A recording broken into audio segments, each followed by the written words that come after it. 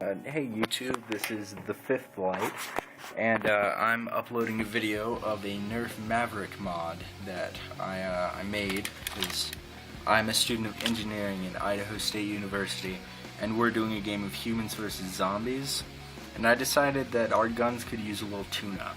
And so here's a little overview of what it actually looks like. And as you can see, I added LEDs right here, and there's wires coming out of the back of it. And what these do is, I decided that one thing with Nerf guns is when they're cocked for too long, the spring will wear out. And so I made a little electronic device with the LED lights that makes it so that when the gun is cocked back, one of the LEDs lights up. And here I'll show you how it works.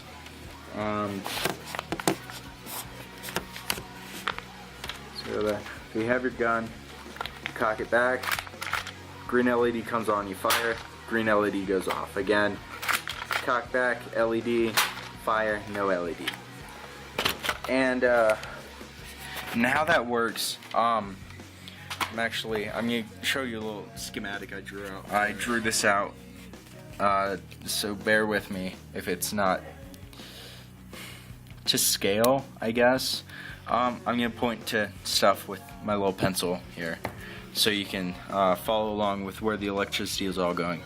Okay, so we start off right here with the battery. It's a little button cell lithium-ion battery, and we have I soldered on a positive lead and a negative lead. And up here we have the LED, and the positive lead of the LED is connected to the positive lead of the battery. And where it gets interesting is the negative lead of the battery.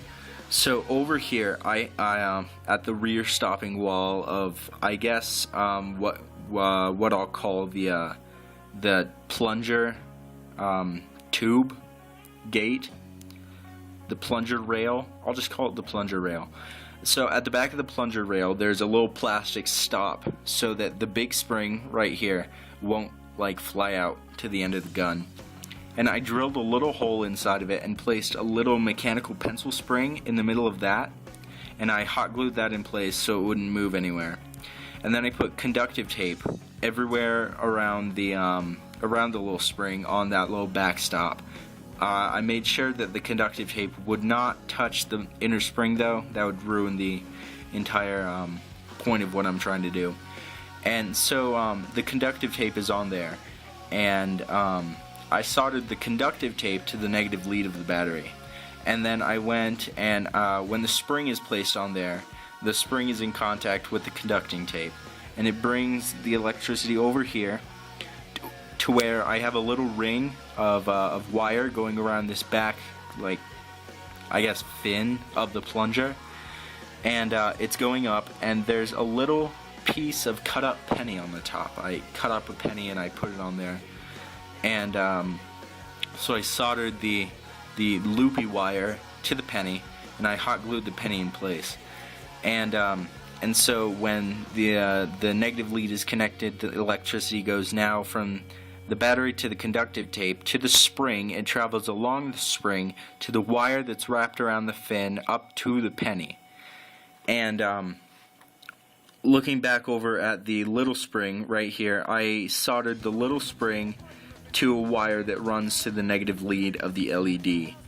And so when the plunger goes this way and it's cocked back, the spring comes in contact with the penny, completing the circuit of the LED and making the LED light up. Again, I'm going to show you this. There's no really aesthetic stuff. The wires come out of the back to go into here because the LEDs are on the opposite side as where all the hardware is mounted on this. And in the back, so that you can cock the gun, I had to carve out with X-Acto knives and just wire cutters, carve out the back of this so that you can cock it back. And again, cocking it back like this, turns on the LED, it gets off by firing the trigger. My soldering iron actually broke while doing this. I was going to make the red LED light up whenever the trigger is pulled back. I think that would just be I don't know, it'd be cool.